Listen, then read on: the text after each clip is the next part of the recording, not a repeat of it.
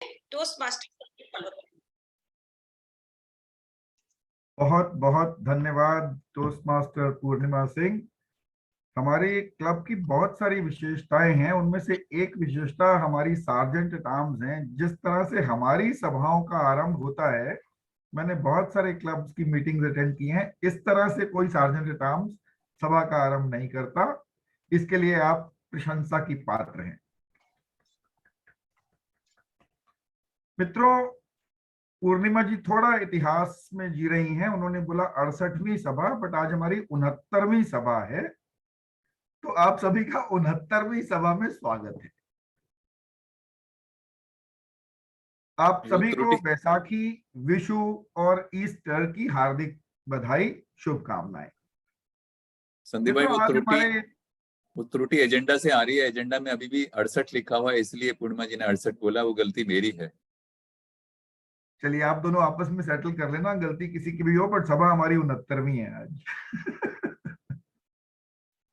क्षमा चाहती हूँ, क्षमा चाहती हूँ। नहीं नहीं, क्षमा की कोई बात ही नहीं है सर। मित्रों, आज हमारे टोस्ट मास्टर आनंद भोरास्कर विजनरी कम्युनिकेशन पाथ का अंतिम भाषण देने वाले हैं। ऐसा कर आनंद हमारे क्लब की संस्थापना के बाद एक पूरा पाथ कंप्लीट करने वाले पहले सदस्य बन जाएंगे। आइए जोरदार तालियों से आनंद जी का अभिनंदन करते हैं। और आनंद जी, आप ऐसा करने के लिए प्रशंसा के पात्र हैं। मित्रों, 15 अप्रैल का दिन विश्व इतिहास में एक महत्वपूर्ण दिन है। आज हमारा 69वां सत्र है और संयोग की बात है कि 1469 में आज ही के दिन सिखों के प्रथम गुरु गुरु नानक देव जी का जन्म हुआ था। गुरु नानक अपने व्यक्तित्व में दार्शनिक, योगी, गृहस्थ, धर्म सुधारक, समाज सुधारक, कवि, देशभक्त और विश्व बंधु, इन सभी के गुण समेटे हुए थे। 15th April is also celebrated as World Art Day, an international celebration of fine arts declared by the International Association of Art to promote awareness of creative activity worldwide. And why is it celebrated on April 15th? Any guesses? Leonardo da Vinci, the Italian polymath of the High Renaissance, who was active as a painter, draftsman, engineer, architect, scientist, theorist, sculptor, he was born on the 15th of April, and he is best known for his masterpiece, the Mona Lisa. मित्रों, बचपन में हम सभी ने circus तो अवश्य देखी होगी, देखी है ना? क्या आपके बच्चों ने सर्कस देखी है? In order to keep this great art form alive and to celebrate this art form, World Circus Day is celebrated on the 15th of April every year. It actually happens on the third Saturday in April, not necessarily on 15th April, third Saturday of April every year, and today is the third Saturday of 2023 April. So we are celebrating the World Circus Day also today. एक और इस दिन के साथ जुड़ी हुई जो बात है, वो विश्व का सबसे प्रसिद्ध और अपने समय का सबसे बड़ा समुद्री जहाज, no prizes for guessing, Titanic 1912 में आज ही के दिन डूबा था। 111 वर्ष हो गए उस हादसे को। We pay tributes to the 1500 plus people who lost their lives and celebrate the spirit of survival of 700 plus people who managed to survive this disaster. Fellow Toastmasters, आज की सभा में हम उसी सर्वाइवल की स्पिरिट को सेलिब्रेट कर रहे हैं। जिंदगी जिंदा दिली का नाम है और इस जिंदा दिल सभा को आगे बढ़ाने के लिए मैं आमंत्रित कर रहा हूं टोस्ट मास्टर केयूर शाह को, जो आज सभा संचालक का दायित्व पहली बार निभा रहे हैं। मूलतः गुजरात के वडोदरा शहर के रहने वाले केयूर पिछले 10 वर्षों से ओमान में हैं और खिमजी रामदास कंपनी में प्रोजेक्ट मैनेजर के पद पर कार्यरत हैं। इनके माता पिता, पत्नी और 2 प्यारे बच्चे इंडिया में रहते हैं। इनका आज के विषय में मानना है कि जीवन में अपना नजरिया सकारात्मक रखना चाहिए। We have to remain positive all the time. मुश्किल समय में मायूस होकर उसका रोना रोने से कुछ नहीं होता। उसके विपरीत मन को शांत रख के मुश्किलों को सकारात्मक तरीके से लें तो रास्ता अवश्य निकलता है, ऐसा कहते हैं हमारे सभा संचालक टोस्टमास्टर केयूर। तो आइए जोरदार तालियों से स्वागत करते हैं हमारी आज की सभा के संचालक टोस्टमास्टर केयूर शाह का। टोस्टमास्टर केयूर, मंच आपकी ओर। बहुत बहुत धन्यवाद अध्यक्ष महोदय जी, मेरा इतना अच्छा परिचय देने के लिए। अपना हिंदी टोस्टमास्टर क्लब की 69वीं सभा में मैं सभी साथी मित्रों का हार्दिक स्वागत करता हूँ। आज मेरा दायित्व सभा संचालक के रूप में है। आज की सभा का विषय है जिंदगी जिंदा दिली का नाम है, और उसका विचार है दुखों को भुलाकर आगे बढ़ना ही जिंदा दिली है। इमाम बख्श नासिर ने कहा है, जिंदगी जिंदा दिली का है नाम, मुर्दा दिल क्या खाक जिया करते हैं। दोस्तों, क्या मात्र जीने का नाम ही जिंदगी है? वह तो पशु पक्षी कीट पतंगे आदि भी जिया करते हैं। उनके साथ ऐसा इसलिए है क्योंकि उनमें भावनाएं नहीं है। इसके विपरीत हम मनुष्य में भावनाएं हैं जिस पर हम जीते हैं। इसका अर्थ यह हुआ कि मुर्दा दिली या जिंदा दिली भावनाओं के ऊपर निर्भर है। यह हमारी भावना ही है जो हमारी जिंदगी को खुशियों से भर देती है या हमें मायूस बना देती है। पिछले साल की छुट्टियों में मेरा परिचय एक व्यक्ति से हुआ। वो बहुत ही जिंदा दिल इंसान थे, हमेशा हंसते मुस्कुराते रहते। एक दिन मुझे मालूम पड़ा कि उनके लगभग 4 से 5 ऑपरेशन हो चुके थे और उनको बहुत सारी शारीरिक परेशानियां भी थी। उन्हें मैंने कभी भी अपनी तकलीफों का रोना रोते हुए नहीं देखा। सब कुछ भूल कर वो सिर्फ खुश रहने की बात करते थे। जिंदा दिल व्यक्ति में उत्साह है, उमंग है और कुछ करने की तमन्ना है। क्या आपको मालूम है कि इस दुनिया में बहुत सारे लोग ऐसे हैं जो शारीरिक रूप से विकृत है और विकलांग है, लेकिन जो जिंदा दिल इंसान है वह अपनी इस कमजोरी को ही अपनी ताकत बना के बहुत बड़े बड़े काम कर जाते हैं। दुनिया के जाने माने physician and cosmologist Stephen Hawking को कौन नहीं जानता। He is suffering from ALS। इस बीमारी में इंसान को अपने शरीर के ऊपर कंट्रोल नहीं रहता। इसके बावजूद स्टीफन हॉकिंग्स ने ऑक्सफोर्ड से अपनी पढ़ाई पूर्ण की और साइंस के कई क्षेत्रों में बड़ी बड़ी सिद्धि हासिल की है।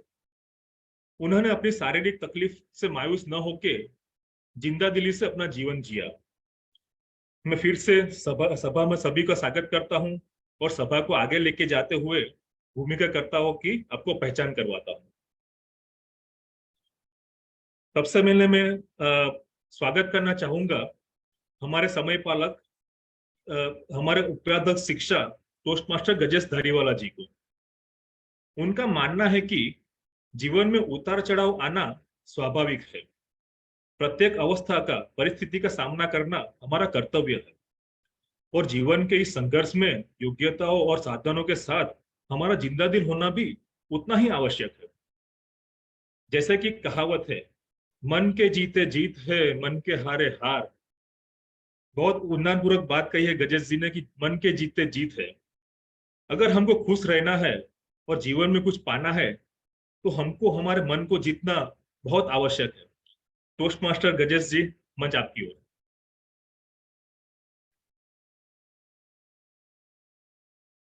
मैं आज की सभा का समय पालक बोल रहा हूं। मित्रों, मैं अपनी भूमिका के कुछ निर्देश गाइडलाइंस आपके साथ साझा करता हूं। जो आज के तैयार भाषण हैं वो 3 भाषण हैं और तीनों अलग अलग कैटेगरी से हैं। पहला भाषण है आइस ब्रेकिंग, जिसका समय 4 से 6 मिनट का होगा। दूसरा जो भाषण है वो तैयार भाषण है सामान्य, जिसको बोलते हैं, वो 5 से 7 मिनट का होगा। और आज जो विशेष एक भाषण टोस्टमास्टर आनंद देने वाले हैं उसका समय 18 से 20 मिनट, 16 से 20 मिनट रहेगा। और तीनों ही भाषणों में 30 सेकंड की ग्रेस पीरियड रहेगा भाषण के अंत में। तो मैं जो तैयार भाषण है उसमें 5 मिनट पर हरी बत्ती दिखाऊंगा, 6 पर पीली बत्ती दिखाऊंगा और 7 मिनट पर लाल बत्ती दिखाऊंगा या लाल रंग का कार्ड दिखाऊंगा। और वो तब तक दिखाता रहूंगा जब तक कि आप अपना भाषण समाप्त नहीं करते। और इसके साथ ही जो इवैल्यूएशंस हैं या उसका समय 2 से 3 मिनट का रहेगा। उसमें मैं 2 मिनट पर हरा कार्ड और 2 मिनट 30 सेकंड पर पीला कार्ड और 3 मिनट के बाद में लाल रंग का कार्ड दिखाऊंगा। और वो तब तक दिखाता रहूंगा जब तक कि आप अपना इवैल्यूएशन खत्म नहीं कर लेते। और जैसा हम जानते हैं कि आज क्योंकि 3 भाषण हैं और 1 भाषण विशेष है, तो अपना टेबल टॉपिक या आशु भाषण सत्र नहीं होगा। तो उसकी जगह हम आज जो एक विशेष भाषण है उसका आनंद लेंगे। और आगे चलकर सभा में जब मुझे मुख्य मूल्यांकनकर्ता बुलाएंगे तो मैं या बीच में जब भी मुझसे पूछा जाएगा तो मैं अपने समय की जो रिपोर्ट है उसको लेकर उपस्थित होऊंगा। तब तक के लिए नमस्कार। और सभा का संचालन वापस सभा संचालक महोदय टोस्ट मास्टर केयूर राजेश जी, आप वो तीसरे विशेष भाषण के बारे में और एक बार बताएंगे? टाइमिंग आप कैसे देखेंगे और बत्तियां कैसे जलाएंगे? उसमें मैं 16, 18 और 20, 16 पर ग्रीन, 18 पर येलो और 20 पर रेड। जी एक आइस ब्रेकिंग स्पीच भी है, तो वो 4, 5, 6 होगा, वो 5, 6, 7 नहीं होगा। हाँ, वो शुरू की जो पहली स्पीच है उसका समय 4 से 6 मिनट का है, तो उसमें 4, 5 और 6 पे हरी, पीली और लाल बत्ती दिखाई जाएगी। धन्यवाद गजेश जी समय के नियम समझाने के लिए। अब मैं बुलाना चाहूंगा हमारे व्याकरण विशेषज्ञ, हमारे उपाध्यक्ष सदस्यता टोस्ट मास्टर संजीव शर्मा जी को। वह मूलतः शिमला हिमाचल प्रदेश के निवासी है और पिछले 23 सालों से ओमान में स्थायी है। वह खिमजी रामदास में महाप्रबंधक के पद पर कार्यरत है एवं हिमाचल विंग के संयोजक भी है। उनका मानना है कि जीवन में सुख दुख, उतार चढ़ाव और मुश्किलें आती है, परंतु इन सभी से डटकर सामना कर हंसते हुए जिंदगी का हर पल खुशी से बिताना चाहिए। संजीव जी ने बहुत ही सच्ची बात कही है। जीवन में मुश्किल दौर में मायूस होने से वो चली नहीं जाएगी। इससे अच्छा है कि मुस्कुराते हुए जिंदा दिली से उसका सामना करके मुश्किल का रास्ता निकालना चाहिए। तो टोस्ट मास्टर संजीव जी, मंच आपकी ओर। धन्यवाद टोस्ट मास्टर केयूर। आज मित्रों, मेरा जो रोल है वो शब्द व्याकरण विशेषज्ञ का है और इस दायित्व में मैं आज आपको एक शब्द प्रस्तुत करूंगा जिसे सभी भाषणकर्ता, इवैल्यूएटर्स और अगर टेबल टॉपिक तो आज है नहीं तो जितने भी भाषणकर्ता हैं उस शब्द का ज्यादा से ज्यादा उपयोग करें। मैं इस शब्द के उचित उपयोग को नोट करूंगा, उसके पर्यायवाची शब्दों को भी नोट करूंगा और उसकी सूची बनाकर जब मुझे मुख्य मूल्यांकनकर्ता बुलाएंगे तो मैं अपनी रिपोर्ट प्रस्तुत करूंगा। तो आज का जो शब्द है वो बिल्कुल मेरे पीछे है और वो शब्द है प्रशंसा, जो अभी तक इस सभा में 2 बार कम से कम यूज हो चुका है। तो प्रशंसा यानी किसी व्यक्ति की तारीफ करना, और जब हम किसी की तारीफ करते हैं तो हमें बहुत अच्छा लगता है। और अक्सर जब हम किसी दुविधाओं से गुजर रहे होते हैं और हमें महसूस होता है कि हम अच्छा कर रहे हैं या नहीं कर रहे हैं, वो दुविधा अक्सर टेबल टॉपिक्स में या भाषणों में रहती है। और हिंदी टोस्ट मास्टर में जब हमारे साथी या भूमिकाकर्ता हमारी प्रशंसा करते हैं तो हमें अच्छा लगता है और हमारा आत्मबल भी बढ़ता है। प्रशंसा से मिलते शब्द हैं तारीफ, बड़ाई, गुणों का व्याख्यान, गुणवर्धन और स्तुति। इन शब्दों का भी आप इस्तेमाल कर सकते हैं और इसका विलोम शब्द है निंदा करना, बुराई या बदनामी करना।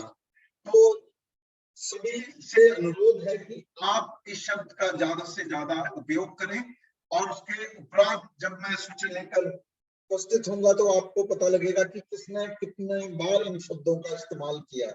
धन्यवाद। धन्यवाद संजीव जी। अब मैं बुलाना चाहूंगा हमारे अगले भूमिकाकर्ता आहगणक को, और वो भी लास्ट मिनट चेंजेस के लिए वो भी टोस्ट मास्टर संजीव शर्मा जी निभा रहे हैं। तो वापस मैं उनको आमंत्रित करना चाहूंगा। संजीव जी, मंच आपकी ओर। पुनः धन्यवाद टोस्ट मास्टर कयूर जी। और आज मैं आहगण की भूमिका भी निभा रहा हूं और मैं आज सभी वक्ताओं के शब्दों की सूची बनाऊंगा जिनमें उच्चारण करते हुए किसी अनुचित या विस्मय आदि बोधक शब्दों का अगर वो उपयोग इस्तेमाल करते हैं या वो बार बार और यानी ठीक है मतलब पता है इत्यादि का इस्तेमाल करेंगे, उन सब की सूची बनाऊंगा। या कोई ऐसी आवाज निकालते हैं छोटा अंतराल बड़ा अंतराल, इन सब की सूची बनाकर पुनः मुख्य मूल्यांकनकर्ता के बुलाने पर मैं इसकी भी सूची दोबारा प्रस्तुत करूंगा। Over to you toastmaster of the day. धन्यवाद। धन्यवाद संजीव जी। अब मैं आमंत्रित करना चाहूंगा आज के मुख्य मूल्यांकनकर्ता टोस्ट मास्टर मृदुला जी को। वह साइंस की अध्यापिका है और पिछले करीब 25 सालों से ओमान में स्थायी है। आज के विषय में उनका मानना है कि जिंदा दिल इंसान आज में जीता है, क्योंकि कोई नहीं जानता कि कल क्या होने वाला है। इसलिए हमें सकारात्मक सोच के साथ आज का सही उपयोग करना चाहिए। मृदुला जी ने बहुत सही बात कही है कि हमें कल की चिंता किए बिना आज में जीना चाहिए और खुश रहना चाहिए। मृदुला जी, मंच आपकी तरफ। धन्यवाद toastmaster of the day toastmaster Kayusha ji. आज की सभा में मेरा दायित्व जनरल इवेल्युएटर का है और आज मैं अपनी टीम के साथ इसका रोल प्ले करूंगी। और आज की सभा में मैं सभी रोल प्लेयर्स, भाषणकर्ता और मूल्यांकनकर्ता सबको बहुत ध्यानपूर्वक सुनूंगी और उनके गाइडलाइंस के हिसाब से अपनी एक रिपोर्ट तैयार करूंगी और अपनी सारी अपनी टीम के साथ जब भी मुझे बुलाया जाएगा मैं अपनी रिपोर्ट लेके हाजिर हो जाऊंगी। और मैं सभी भाषणकर्ता, रोल प्लेयर्स को उनकी भूमिकाओं के लिए उनको बहुत बहुत शुभकामनाएं देती हूँ। धन्यवाद। आपकी ओर केमोडी, आपकी ओर। धन्यवाद टीएम मृदुला जी। वेदनाओं का भंवर है फिर भी जिंदगी का सफर जारी है। वेदनाओं का भंवर है फिर भी जिंदगी का सफर जारी है। टूट चुके हैं रूह तक हम, फिर भी कहीं जीने के लिए दबी अब भी एक चिंगारी है। सुधा चंद्रन 80 की प्रख्यात बॉलीवुड डांसर और टेलीविजन एक्ट्रेस थी। 1981 में मद्रास तिरुचिरापल्ली के पास उनका कार एक्सीडेंट हो गया और उनको अपने दोनों पैर घुमाने पड़े। वो भरतनाट्यम डांस शैली में परंपरागत थी। इस दुखद घटना से मायूस हो उन्होंने हार नहीं मानी और फिर से प्रोस्थेटिक पैर के साथ डांस करना शुरू किया, जिनके परिणाम स्वरूप वह दुनिया में सबसे अधिक प्रशंसित नर्तकियों में से एक बन गई और उनके जीवन पर बॉलीवुड फिल्म मयूरबी बनी थी।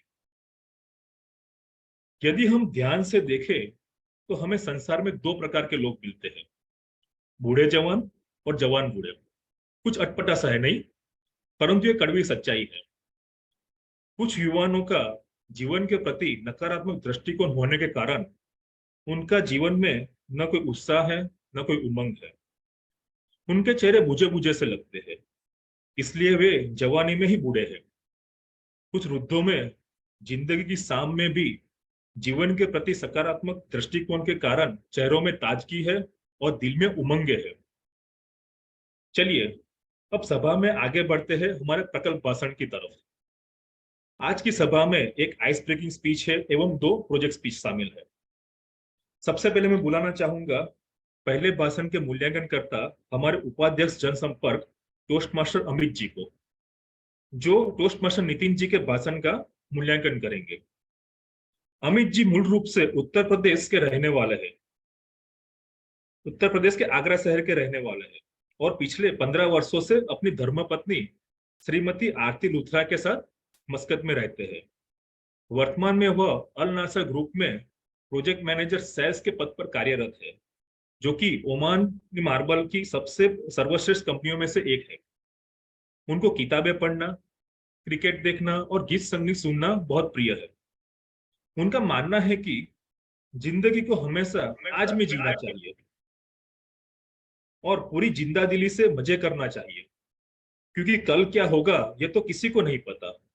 सुख आएंगे या दुख कोई नहीं जानता, तो व्यर्थ दुखों से ना डरे और मुस्कुराते हुए जिए आनंद के साथ। अमित जी ने बहुत अच्छी बात कही है कि दुखों से डरे बिना मुस्कुराते हुए आनंद के साथ जीना चाहिए। टोस्ट मास्टर अमित जी, मंच आपकी तरफ। धन्यवाद सभा संचालक टोस्ट मास्टर केयूर शाह। उपस्थित सभी टोस्ट मास्टर्स और अतिथियों को मेरा बहुत बहुत नमस्कार। मित्रों, आज की सभा में मेरा रोल एक भाषण मूल्यांकनकर्ता का है। मैं आज टोस्ट मास्टर नितिन शर्मा के भाषण का मूल्यांकन करूंगा। टोस्ट मास्टर नितिन आज अपने पाठ प्रेजेंटेशन मास्टरी के लेवल 1 प्रोजेक्ट 1 के अंतर्गत बर्फ तोड़ने की कोशिश करेंगे, अर्थात अपनी आइस ब्रेकिंग स्पीच देंगे जिसका शीर्षक है मेरी कहानी मेरी जुबानी। टोस्ट मास्टर नितिन का यह भाषण 4 से 6 मिनट का होगा, जिसका उद्देश्य है सभी को अपना परिचय देना और सीखना सार्वजनिक भाषण की बुनियादी संरचना के बारे में। एक भाषण मूल्यांकनकर्ता के रूप में मेरा यह आज दायित्व रहेगा कि मैं उनके भाषण को ध्यानपूर्वक सुनूं, उसका उचित मूल्यांकन करूं और सकारात्मक सुझाव दूं।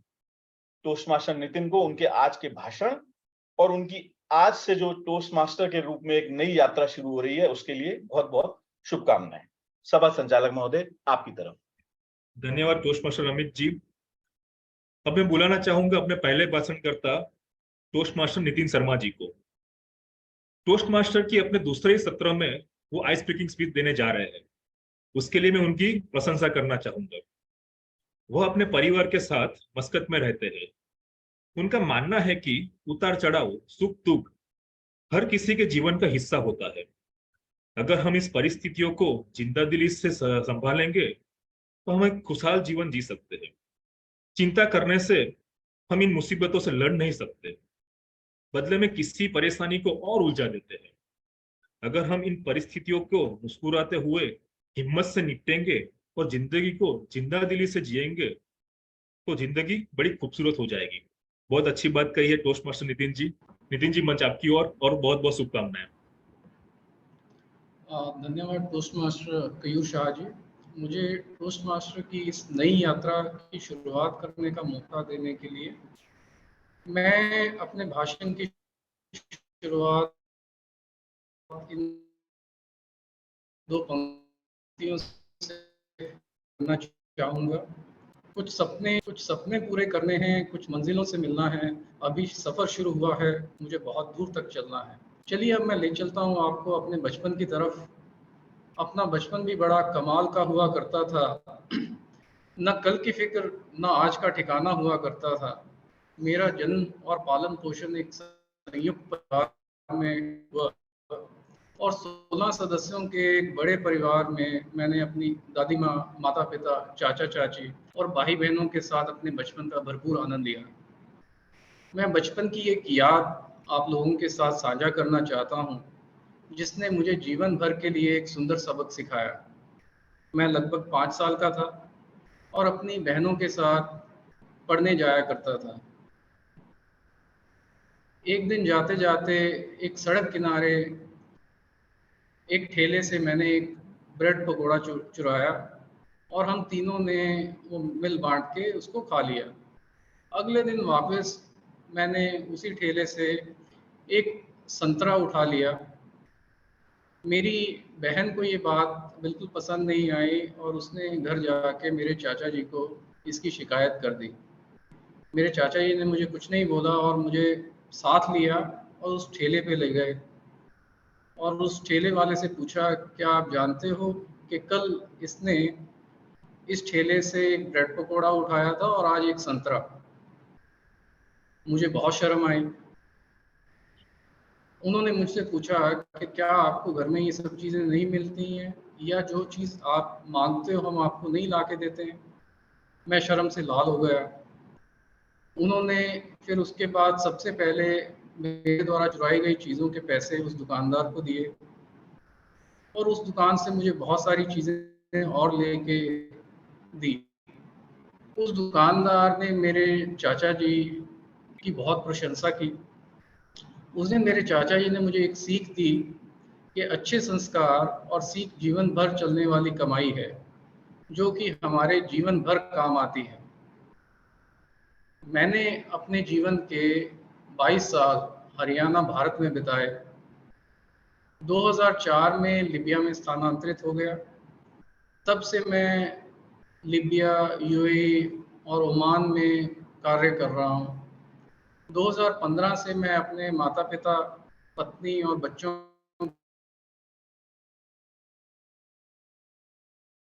के साथ मस्कट में रह रहा हूँ। मैंने 30 देशों की यात्रा की है और बहुत सारी अच्छी और बुरी यादें हैं जो उन यात्राओं से जुड़ी हुई हैं, और उनमें बहुत सारी ऐसी परिस्थितियाँ देखी हैं जिसमें बहुत ही चुनौतियाँ थी।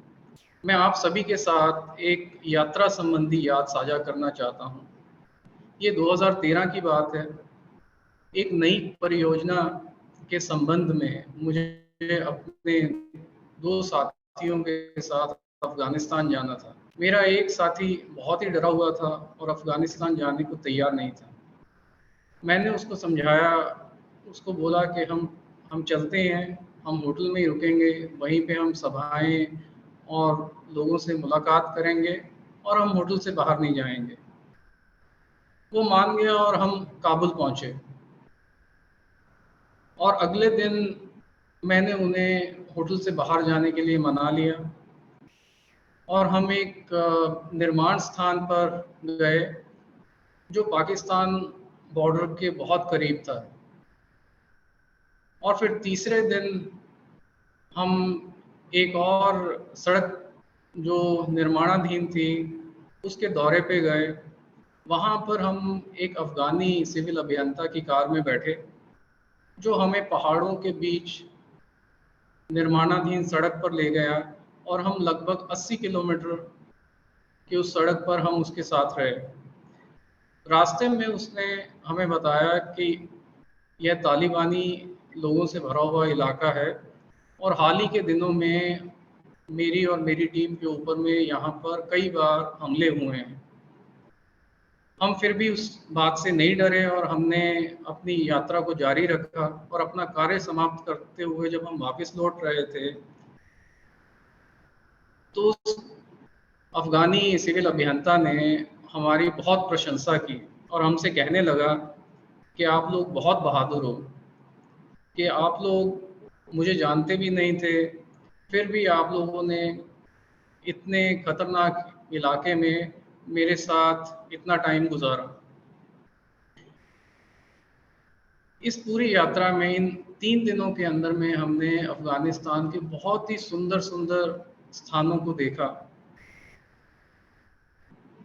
अगर हम डर के मारे होटल से बाहर नहीं निकलते तो शायद हम ये सब चीज़ें नहीं देख सकते थे। और इन 3 दिनों में जो हमें ट्रीटमेंट मिला अफ़गानी लोगों से वो भी बहुत एक यादगार क्षण थे जो मैं कभी नहीं भूलूंगा।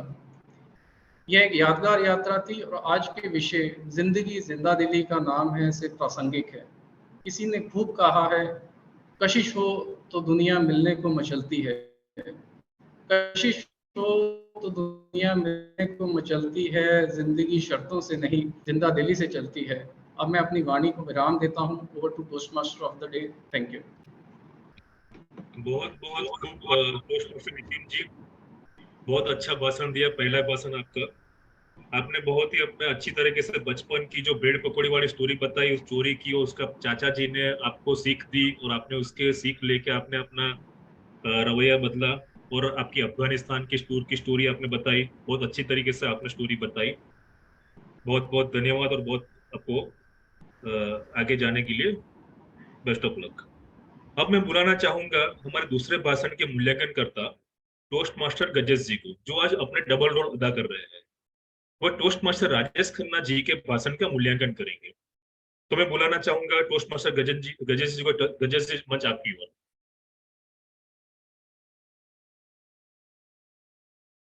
बहुत बहुत धन्यवाद। आज टोस्ट मास्टर राजेश खन्ना जी अपने पहले स्तर का अंतिम भाषण देंगे। इस भाषण की विशेषता है, बाकी जो अन्य मापदंड रहते हैं वो तो सामान्यतः रहेंगे ही, जैसे क्लैरिटी है, वोकल वैरायटी है, आई कांटेक्ट है, जेस्चर्स हैं, ऑडियंस अवेयरनेस है, कंफर्ट लेवल है, इंटरेस्ट कैसा है ऑडियंस का। इसके साथ साथ एक जो आज विशेष बिंदु जुड़ने वाला है वो है कि कितना अच्छे तरीके से इस विषय पर राजेश खन्ना जी ने रिसर्च की है और जो रिसर्च की है उसका जो सोर्स है या उसके जो स्रोत हैं वो रिलायबल होने चाहिए और उसके बारे में थोड़ी सी जानकारी उनके उसमें होनी चाहिए। तो जैसा पहले मैंने बताया था कि समय 5 से 7 मिनट रहेगा और मैं बहुत ध्यान से उनका भाषण सुनूंगा, बहुत उत्सुकता से, क्योंकि वो जब भी बोलते हैं बहुत अच्छा बोलते हैं, बहुत मधुर बोलते हैं, उनका व्यक्तित्व बहुत प्रभावी है। तो मेरी उनको हार्दिक शुभकामनाएं हैं आज के भाषण के लिए। बहुत बहुत धन्यवाद। एक बार पुनः मंच आपकी ओर सभा संचालक महोदय केयूर शाह जी। धन्यवाद टोस्ट मास्टर गजेश जी। अब मैं बुलाना चाहूंगा टोस्ट मास्टर राजेश खन्ना जी को अपने दूसरे भाषण के लिए। वो आज अपने पाठ प्रेजेंटेशन मास्टरी लेवल 1 प्रोजेक्ट 3 का भाषण प्रस्तुत करेंगे। उनका मानना है कि दुखों को भुलाना कठिन है, भुला के मुस्कुराना और भी कठिन है। जो ऐसा कर पाते हैं वो बहुत परिपक्व होते हैं। राजेश जी ने एकदम सही बात कही है कि दुखों को भुलाकर मुस्कुराना आसान नहीं होता, उसके लिए आपको अपना नजरिया सकारात्मक रखना पड़ता है। टोस्ट मास्टर राजेश जी, मंच आपकी तरफ। Thank you toastmaster of the day. समय पालक जी, मैं अपना एक स्क्रीन शेयर कर रहा हूं आज के प्रेजेंटेशन के लिए, और जब मैं बोलना शुरू करूंगा तब आप कृपया टाइम चालू करें। जी।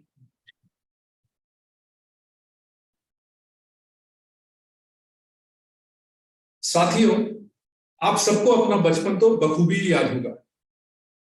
क्या कोई ऐसा है जिसने बचपन में ये हवाई जहाज न उड़ाया हो?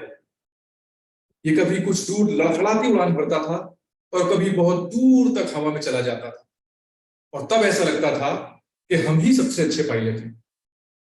और जब हम थोड़ा बड़े हुए तो ये हवाई जहाज हमारी सामान्य ज्ञान की कक्षा में पहुंच गया। And when the teacher asked who invented aeroplane, so the people who knew the answered in one voice, the Wright brothers. Wright brothers जहाज बनाने का सपना देखने वाले पहले मनुष्य नहीं थे। तो आखिर वो कौन था जिसने और भी पहले मस्त गगन में उड़ान भरने का सपना देखा? मनुष्य शुरू से ही पक्षियों की भांति आसमान में उड़ने की लालसा रखता रहा है। यूनान में एक बहुत प्राचीन कहानी प्रचलित है जिसके अनुसार डिडेलस नामक एक व्यक्ति अपने पुत्र आइकेरस के साथ हवाई की यात्रा करना बहुत पसंद करता। इस कहानी के अनुसार वो मोम के पंख बनाकर समुद्र के ऊपर उड़ान भरते थे। आइकेरस क्योंकि युवा था तो उसकी उड़ने की ललक बहुत अधिक थी। एक दिन वो उड़ता हुआ सूर्य के समीप पहुंच गया, जिससे उसके मोम के पंख पिघल गए और वो धड़ाम से नीचे आ गिरा और उसकी मृत्यु हो गई। चलिए अब बात करते हैं जर्मनी की, जहां पर लिलियंथल नामक एक व्यक्ति ने कई दिनों तक विमान के नियमों पर शोध किया। उन्होंने पंखों के आकार की एक मशीन बनाई और उसके सहारे उड़ने की कोशिश की। पंखों के आकार की उस मशीन को वो स्वयं को उसे बांध देता और किसी ऊपरी स्थान पर जाकर छलांग लगा देता।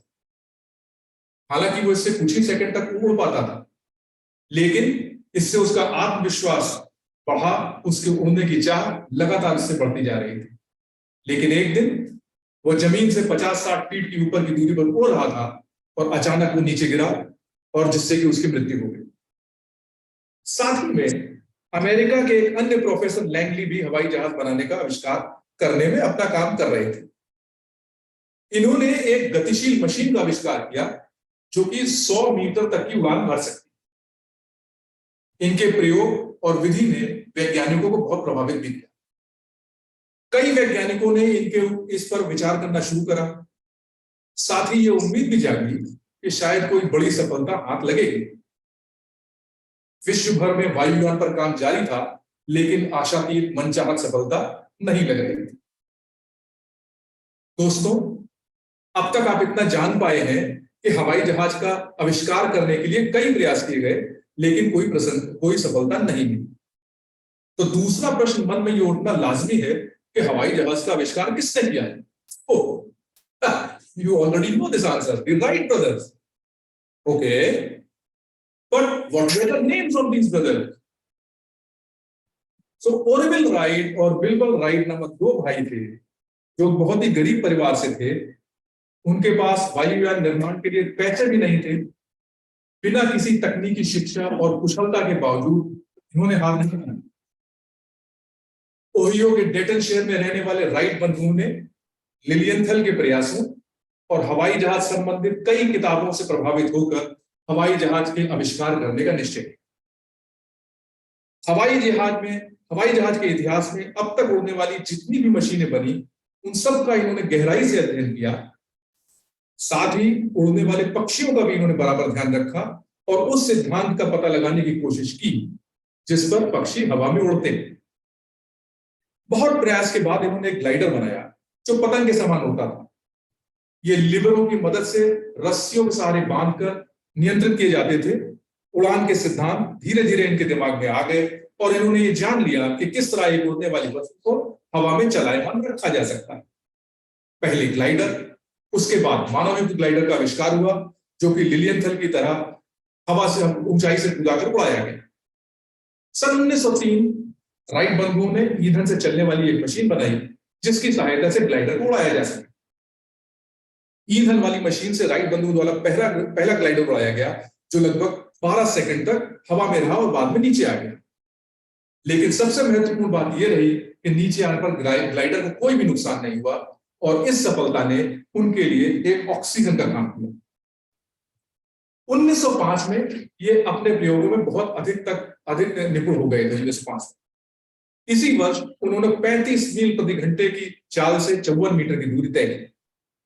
सन 1908 विल्बर राइट एक मशीन लेकर फ्रांस चले गए, लेकिन लंबी गर्दन के पक्षी समान रूपी इस मशीन की वहां पर बहुत मजाक उड़ाया गया। लेकिन वहां प्रयोग में जब उसने दूरी तय की तो विल्बर और विल्बर राइट उस उड़ान में लगभग 90 मिनट तक हवा में रहे। इस प्रयोग की सफलता पर वहां पर उनकी बहुत प्रशंसा हुई और वहां पर उनको पहला 30 इंजन बनाने का ऑर्डर और साथ ही 2 लाख फ्रैंक का नगद पुरस्कार भी मिला। तो आधुनिक युग में जो हवाई जहाज उड़ रहे हैं और जिस तरह की सुविधाओं का आनंद हम ले रहे हैं उसका श्रेय सारा राइट बंधुओं को जाता है। हवाई जहाज का आविष्कार करने में राइट बंधुओं का नाम इतिहास में स्वर्ण अक्षरों में लिखा जाएगा। स्वर्ण अक्षरों में राइट बंधुओं का नाम। तो सोने का बना हुआ हमारा पुष्पक विमान क्या था? भारद्वाज मुनि द्वारा लगभग 7000 वर्ष पूर्व रचित वैमानिक शास्त्र में वर्णित है 500 प्रकार के विमान और 500 प्रकार के विमानों को बनाने की 32 विधियां। सम्रांगण सूत्रधार नामक ग्रंथ के 225 से भी ज्यादा पदों में विमानों के निर्माण, विमानों की गति और भी कई चीजों के बारे में विस्तृत रूप से लिखा गया है। इनमें से कुछ इस प्रकार है। अग्निहोत्र, ये 2 इंजन का विमान था। हस्ती नामक विमान में 2 या 2 से अधिक इंजन थे। त्रितारा नामक विमान में 3 मंजिलें थी। कारा नामक एक विमान और था जो हवा में उड़ने के साथ साथ पानी में तैर भी सकता था। त्रिचक्र नामक एक रथ था जो जमीन पर चलता था और आकाश में भी उड़ सकता था। हमारे पूर्वज बहुत प्रतिभावान थे। अभी इसकी चर्चा न करते हुए मेरे विचार से इन सबसे ऊपर है हमारी सपनों की उड़ान। और हमारी सपनों की उड़ान हमारी दृढ़ इच्छा शक्ति पर निर्भर करती है। तो साथियों, आप बड़े बड़े सपने देखिए और अपने हौसले से अपने सपनों की उड़ान को साकार कर मस्त गगन में उड़िए और प्रशंसा के पात्र बनिए। Over to you TM Modi. बहुत बहुत खूब टोस्ट मास्टर राजेश खन्ना जी, आपने बहुत ही अच्छा प्रेजेंटेशन दिया है। आपने पेपर प्लेन से शुरू किया और उसको आगे लेके जाते हुए प्लेन के आविष्कार से जुड़ी जानकारी साझा की। इसके साथ और पौराणिक भारतीय विमानों की भी आपने जानकारी दी। ये बहुत ही इंफॉर्मेटिव था। अब मैं आगे बुलाना चाहूंगा अपने हमारे तीसरे भाषण के मूल्यांकनकर्ता श्री DTM गोविंद नेगी जी को। वह TM आनंद बोरास्कर जी के भाषण का मूल्यांकन करेंगे। दुखों को भुलाकर आगे बढ़ना ही जिंदा दिली है, इसलिए इससे वो संपूर्ण सहमत है। सुख दुख, मिलना बिछड़ना, यह प्रकृति का नियम है। जो बीते हुए समय और आने वाले कल को भुलाकर वर्तमान प्रसन्न होकर जीते हैं, वही जिंदा दिल इंसान होते हैं। क्या खूब बात कही है गोविंद जी ने। सुख दुख मिलना बिछड़ना तो जीवन में होता रहता है, परंतु हमको इन सब बातों से ऊपर उठ अपने मन को स्थिर रख भूत भविष्य की चिंता छोड़ वर्तमान में प्रशंसा से ही जीना चाहिए। डीटीएम गोविंद नेगी जी, मंच आपकी ओर। बहुत बहुत धन्यवाद toastmaster of the day Keyur Shah ji. दोस्तों, आज मेरा दायित्व है कि मैं आनंद भोरास्कर जी, जो कि एक माइलस्टोन स्पीच देने जा रहे हैं, स्तर 5 पथ विजनरी कम्युनिकेशन की नोट स्पीच। इस परियोजना का उद्देश्य यह है कि हमारे जो वक्ता हैं वो एक पेशेवर वक्ता की तरह बोलने की तैयारी करें आज, और फिर 16 से 20 मिनट या 18 से 20 मिनट बोले। यहाँ पर यह भाषण एक विस्तारित भाषण होगा जो कि एक पेशेवर वक्ता के मुंह से निकलने वाला होगा। ये भाषण संपूर्णतः विश्वसनीयता और अनुभव से भरपूर होगा। ये एक विशेषज्ञ के मुंह से निकला हुआ भाषण होगा और यह कुछ मजबूत संदेश देने वाला भाषण होगा।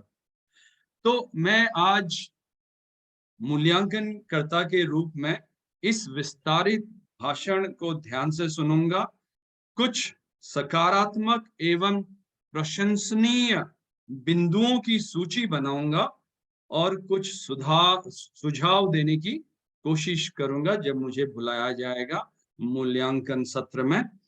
तो मैं मेरे वक्ता जो हैं आज के आनंद भोरास्कर जी को बहुत बहुत हार्दिक शुभकामनाएं देना चाहता हूं और इसी के साथ मंच केयूर शाह की ओर धन्यवाद। धन्यवाद DTM Govind ji.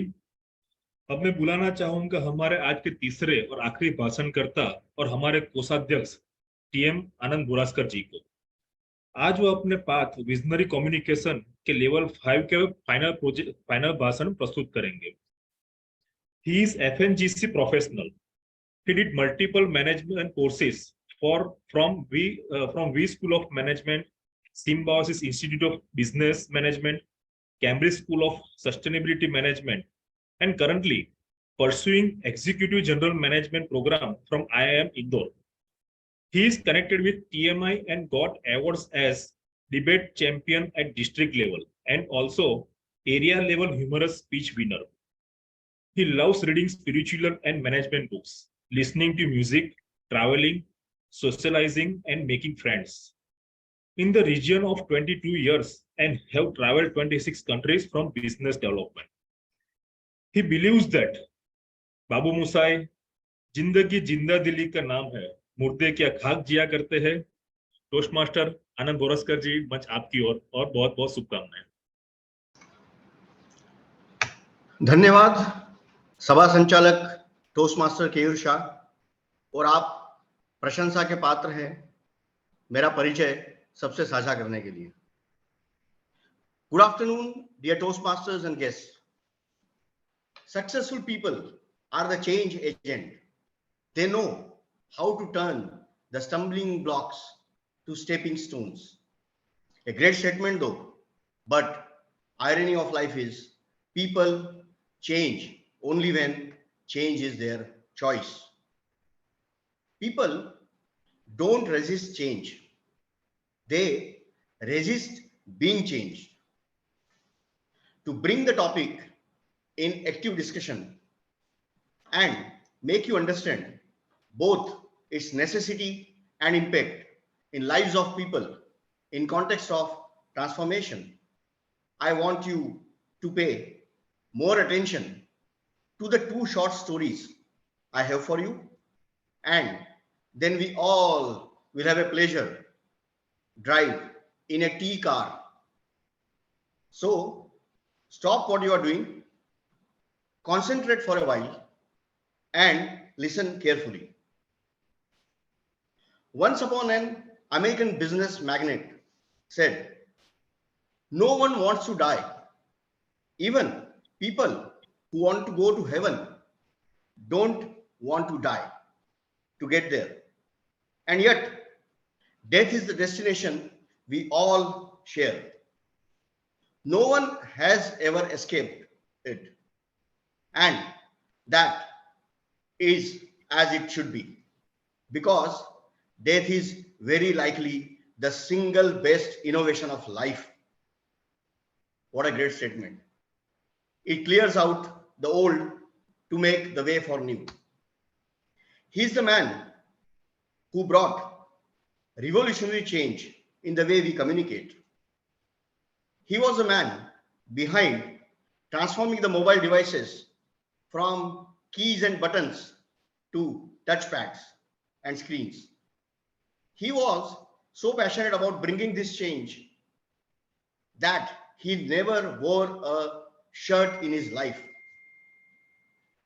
He was famous for wearing turtleneck t-shirts because he was so passionate about it, and having his idea about phones with no buttons. And he lived that idea and concept of no buttons. To get it real for the mobile phones, and it is today the world's first touchscreen phone, and the brand value today is $297.5 billion. It was just 14 short years ago the first iPhone came out. Imagine the year 2007. No one ever owned an iPhone, and the term selfie wasn't even a twinkle in a future Instagrammer's eye. Let's take a walk down the memory lane and learn what made the first iPhone the household name today. In 2003, Apple began work on Project Purple, the internal initiative that would eventually produce the first iPhone.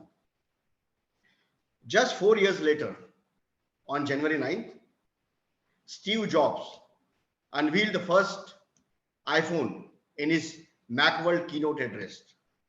You can see my backdrop, picture of Sir Steve Jobs with iPhone in his hand.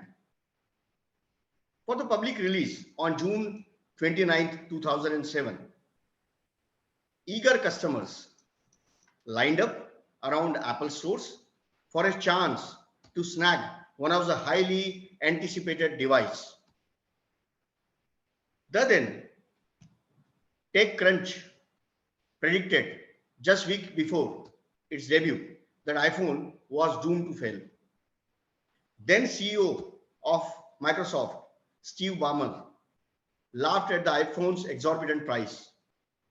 However, people liked the touchscreen user interface, the sleek design, and the way it successfully combined an iPod and an iPhone. None of that stopped Apple from moving 1.39 million units in just 6 months of year 2007. Since it is clear that when we open up to others, we are sending signals that we can be trusted, and people tend to reciprocate that. When this happens, our brain secretes the chemical oxytocin, which makes us feel empathetic and emotionally engaged. This in turn starts what psychologists call a trust loop. How change driven with an intent and passion makes a significant difference to human life is the important message from this short and real life story I want you all to focus on. Now, let us look at another story, the monkeys and bananas, which is more of an experiment done by the scientists to address the issue on change in culture and behavior. For you all to understand the experiment, the way it is conducted, I have put a picture in my backdrop having some monkeys showered with water and a ladder where a monkey is trying to climb and some bananas on the top of the ladder. So all the scientists kept 5 monkeys in a cage with a ladder and a bunch of banana on the top of the ladder. Naturally, bananas are tempting for the monkeys, so they would attempt to grab it. When the first monkey starts climbing the ladder for grabbing bananas, the other monkeys were sprayed with cold water, and hence they get furious and go and pull down the monkey off the stairs and starts beating him. After a while, the second monkey attempts to climb the ladder again, and at the same time, the scientist will start putting the water on the monkeys, and the same phenomenon happened. All the other monkeys pull the second monkey down, starts beating him again. To their expectations, they were expecting this phenomenon to change with a small change. So friends, what the scientists did, this time when the third monkey attempted to climb the ladder, this time the scientists did not spread the cold water on the rest of the monkeys, and they noticed a surprising change, that despite of the water was stopped and not spread on the monkey, even all the monkeys pulled down the third monkey and started beating him again. What is this happening? Now, scientists thought to bring one more change, and what they did is that they replaced one of the old monkey with a new monkey, and that experiment restarted. The monkey, being new in the cage, was excited to see the bananas, and after seeing the bunch of bananas, got tempted to climb the ladder again. And with no surprise, the history repeated itself. Even the new monkey was pulled down by the rest of the monkeys, and the phenomenon continued. Unfortunately, after replacing all the monkeys one by one, there was a situation that all the new monkeys in the cage will not allow any monkey to go up the ladder, grab the banana. Before that, they would pull him down and beat. So you saw that how a set of behavior is shown by all old and even the new monkeys, contrary to the success of eating bananas by any one of them. And do you know why? It was because there was a fear of getting sprayed with the water, made the other monkeys behave in a consistent manner even when spreading of water is stopped. The new monkeys who replaced older ones thought that's just the way it is here. It's a culture here. New monkeys never attempted to communicate and explain the others that there is no real correlation of water spread and someone climbing the ladder and grabbing the banana. And the fourth point, that the new monkeys failed to communicate the benefit that if one of us is allowed to go up the ladder, he can bring the bananas for all of them. So, learning from this experimental story is loud and clear, my friends, that there will be a tendency of people maintaining the status quo and also resist for the change unless the change agent does not clearly communicate the benefit of the change to everyone, and how the change will help overcome their obstacle in life or a given situation. We have to break the rules. We have to amend older concepts and practices. For example, आपको याद होगा हमारे जमाने में there was a concept of scoring high grades in all subjects. And unfortunately, if someone gets in one subject, say 4 out of 10, and in another subject, 7 out of 10, the whole school, the parents, they all were focusing on making sure that the kid who got 4 out of 10 in one subject improves to get the score to 6 or 7 or 8, but will seldom look at where he is excelling. In today's context, if you talk of academics, it's very, very different. The focus is given on the subject where a student scored 7 marks should be improved upon to get a full 10 out of 10 and make him a super specialist of that subject. Look at some funny old patterns जिनको थोड़ा बदलना और तोड़ना जरूरी है. आप सब लोगों ने सुना होगा गाय दूध देती है, राइट और रॉन्ग? लेकिन सच्चाई यह है कि गाय दूध नहीं देती, गाय का दूध निकालना पड़ता है.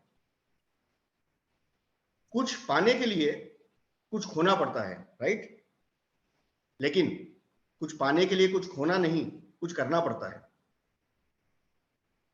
डर के आगे जीत है, राइट? लेकिन वास्तविकता में डर के आगे जीत नहीं, डर के आगे दर्द होता है, और उससे सीखे तो फिर जीत होती है. हमें कहा जाता था जितनी चादर हो उतने पांव फैलाओ. किसी ने ये नहीं कहा कि भाई चादर बड़ी कर लो. जो आपको आता है, जो आपको भाता है, और अगर वही चीज बाजार भी चाहता है, और जब इनका कॉम्बिनेशन बन जाता है तो आपको निश्चित ही सफल बनाता है. So I am sure that by now all of you must have connected your respective life situations or circumstances in some or other way to the stories shared, and you all must be determined and inspired to be the change driver or the change agent to make an impact on yours and others' lives. However, आप सबके दिमाग में एक प्रश्न आ रहा होगा, how do I overcome it? How I make a change? क्या इसकी कोई छोटी और सिंपल मेथोडोलॉजी है? तो जी हाँ, इसका आंसर है हाँ, बिल्कुल है. Are you all fond of driving cars? Are you? So, dear fellow Toastmasters, please drive this T car, the transformation car. I am recommending you so that you all can transform your lives to better ones. This car is CAR, where C means change what you can change. बदल दो जो आप बदल सकते हो. इसका एक सादा उदाहरण, I joined a social group based on peer pressure, and after joining the group, I realized that it's taxing and toxic to me, and it does not add any value or happiness. So I changed the group. I quit the group. Where A in the car means accept what you cannot change. Example, you have a good job, paying you good salary, and you are able to fulfill your dreams and make a good career for yourself and your family. But you have a new boss in your job who is good at work, but at times bad in his behavior. So what will you do? Now, changing your boss is out of your control.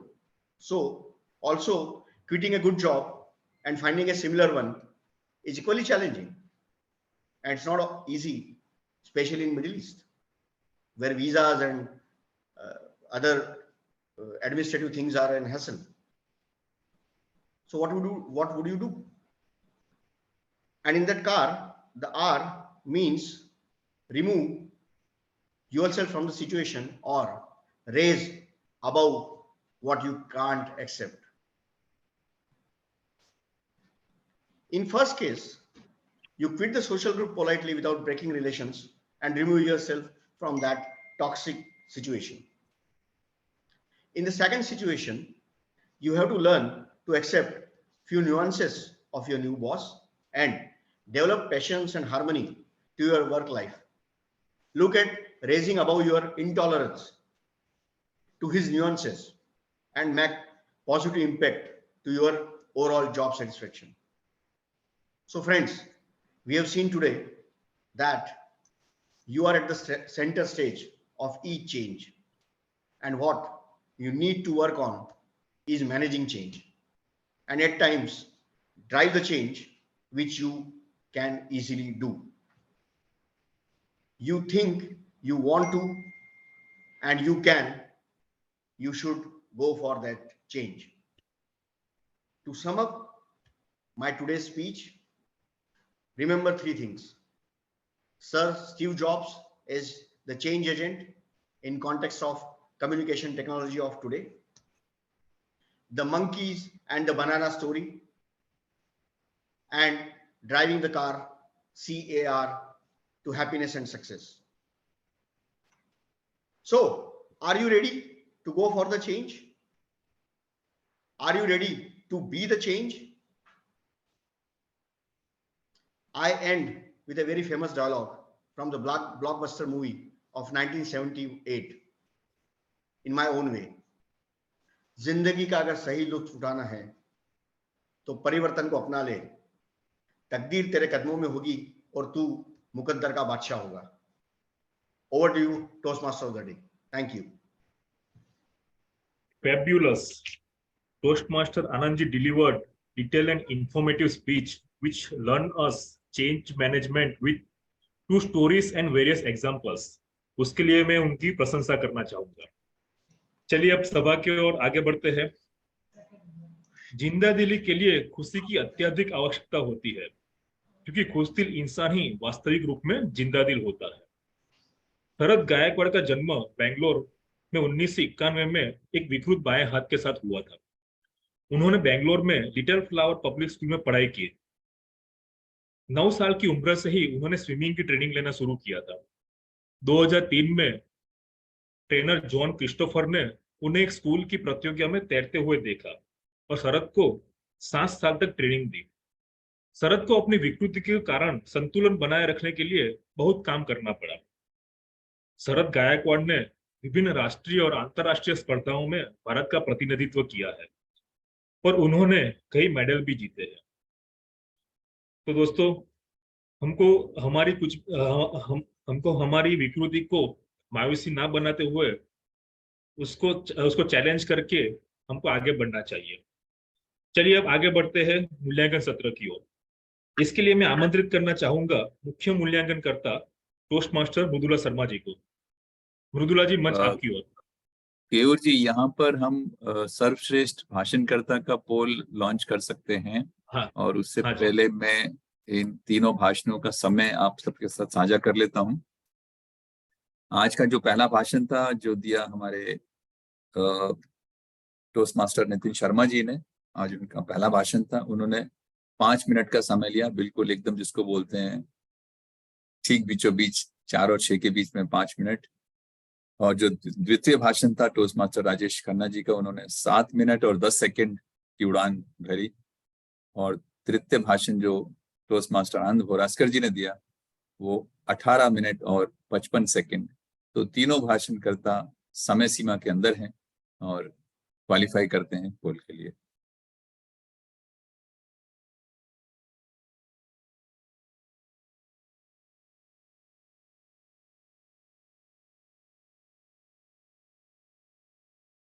मुख्य मूल्यांकनकर्ता जी, आप अपनी भूमिका प्रारंभ कर सकते हैं, तब तक पोल चलता रहेगा।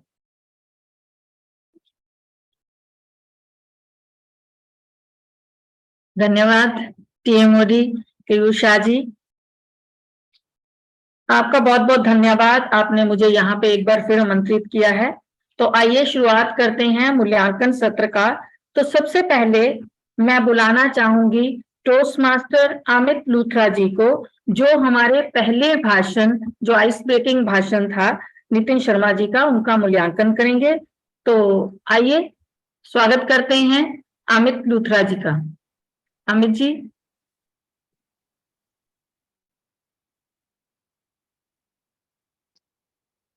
मैं एक्चुअली जूम मास्टर भी हूं, तो थोड़ा अपने आप को स्पॉटलाइट कर रहा हूं। धन्यवाद मुख्य मूल्यांकनकर्ता टोस्ट मास्टर मृदुला जी। शुरुआत करने के लिए महान होने की जरूरत नहीं, पर महान होने के लिए शुरुआत करनी पड़ती है। मैं 1 मिनट का समय चाहूंगा।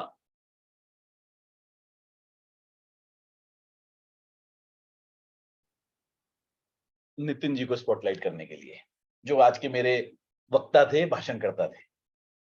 टोस्ट मास्टर नितिन ने आज अपनी टोस्ट मास्टर यात्रा की शुरुआत, रुकावट के लिए एक छेद है, आप मुझे भी स्पॉटलाइट कर दीजिए, नहीं तो आप हो सकता है समय की धारा में बह जाएं। जी 1 मिनट गजेश जी। इतनी सारी रुकावटें हो गई हैं, तो टाइम कीपर आई थिंक एक बार अमित जी फिर से नए सिरे से आप आरंभ करें, और टाइम भी अभी दोबारा शुरू कर देंगे। हाँ, जब तक मेरा चेहरा नहीं दिखेगा तब तक टाइम शुरू नहीं होगा। चलिए मैं एक बार दोबारा से शुरुआत करता हूं। शुरुआत करने के लिए महान होने की जरूरत नहीं, पर महान होने के लिए शुरुआत करनी पड़ती है। और टोस्ट मास्टर नितिन ने आज अपनी टोस्ट मास्टर यात्रा की शुरुआत कर दी है। टोस्ट मास्टर की पिच पर आज उनकी ये पहली पारी थी, और उन्होंने एक बहुत ही सधी हुई शुरुआत की। अपनी आइस ब्रेकर स्पीच का शीर्षक टोस्ट मास्टर नितिन ने चुना, मेरी कहानी मेरी जुबानी। उसमें एक शब्द आया, कहानी। टोस्ट मास्टर यात्रा में कहानी का बहुत महत्व है। हर व्यक्ति अपनी कहानी सुनाना चाहता है, और एक अच्छी कहानी दर्शकों को बांधने में, अपने साथ जोड़ने में एक बहुत महत्वपूर्ण भूमिका निभाती है। टोस्ट मास्टर नितिन ने अपनी कहानी की शुरुआत एक शेर से की और सबको मोटिवेट कर दिया, और फिर वो बचपन की एक घटना के बारे में हमें बताने लगे, जिससे उन्होंने अच्छे संस्कारों से कैसे उन्हें एक सीख मिली। उन्होंने कुछ गलती की, और फिर उनकी बहन ने उन्हें रोका, और फिर उनके चाचा ने उन्हें एक अच्छी सीख दी अच्छे संस्कारों के बारे में। ये उन्होंने हमें बताया अपने जीवन के बारे में। फिर उन्होंने एक और घटना के बारे में हमें बताया, जिसमें वो हमें अफगानिस्तान की धरती पर ले गए, और उन्होंने अपने कलीग के डर के बारे में हमें बताया, डर से हमें अवगत कराया, और ये बताया कि कैसे उन्होंने उसके डर को दूर किया और जिंदगी में उसे आगे बढ़ने के लिए प्रेरित किया। तो इन 2 घटनाओं से टोस्ट मास्टर नितिन ने, 2 कहानियों से हमें अपने चरित्र के बारे में बताने की चेष्टा की, कि उनके बचपन में उनके साथ क्या हुआ, उन्होंने कैसे उससे पार पाया, उसके बाद किसी और के साथ क्या हुआ और उन्होंने कैसे उसको उस डर से बाहर निकाला। ये दोनों बातें टोस्ट मास्टर नितिन ने आज हमें अपने बारे में बताई। मैं चाहूंगा एक बार टोस्ट मास्टर नितिन के लिए सभी लोग तालियां बजाएं। मित्रों, अब समय है टोस्ट मास्टर नितिन को उनके आज के इस भाषण पे मैं कुछ सुझाव दूं। ये सुझाव सिर्फ इसलिए हैं कि वो आने वाले समय में अपने भाषणों को और अच्छा बना सकें और एक अच्छे वक्ता, प्रखर वक्ता के रूप में आगे बढ़ सके टोस्ट मास्टर में। तो मेरा पहला उनको सुझाव है, वो ये है कि वो अगर अपना भाषण खड़े होकर देंगे तो शायद ज्यादा अच्छी तरह से अपनी बात को अपने श्रोताओं तक, अपने दर्शकों तक पहुंचा सकेंगे और उनके साथ एक अच्छा संपर्क बना सकेंगे। दूसरा मेरा सुझाव है कि वो अपने भाषणों में, जब जैसे उन्होंने एक बहुत अच्छा बताया, वो हमें अफगानिस्तान की धरती पर ले गए, उन्होंने अपने मित्र के डर के बारे में बताया, तो उस डर को समझाने के लिए अगर वो थोड़ा सा अपने आप को या ये साबित करें कि हाँ मैं डर रहा हूं, और उसको फिर किस तरीके से उन्होंने अपने मित्र को समझाया और कैसे वो डर से बाहर निकला, तो थोड़े एक्सप्रेशंस अगर वो ज्यादा देंगे तो मेरे ख्याल से वो बहुत अच्छी तरह से अपने बात को दर्शकों तक पहुंचा पाएंगे और एक अच्छा कनेक्ट उनके साथ बना पाएंगे। ओवरऑल उन्होंने एक बहुत अच्छी स्पीच आज दी, एक बहुत अच्छी और सधी हुई शुरुआत की, और मुझे उम्मीद है कि आने वाले समय में वो बहुत अच्छे भाषण हमें देंगे। बहुत बहुत बधाई और बहुत बहुत शुभकामनाएं उनके आगे के भाषणों के लिए। सभा संचालक की ओर, मुख्य मूल्यांकनकर्ता मृदुला जी की ओर। धन्यवाद अमित जी। अब मैं बुलाना चाहूंगी हमारे दूसरे मूल्यांकनकर्ता टोस्ट मास्टर गजेश धारीवाल जी को, जो कि टोस्ट मास्टर राजेश खन्ना जी के भाषण का मूल्यांकन करेंगे। गजेश जी, आपका स्वागत है। जूम मास्टर जी, टोस्ट जी। मास्टर अमित जी, मैं चाहूंगा कि आप अब थोड़ी देर एक बार समय पालक की भूमिका में आ जाएं और अपने आप को आप पिन कर लें। ठीक है, 1 मिनट सर।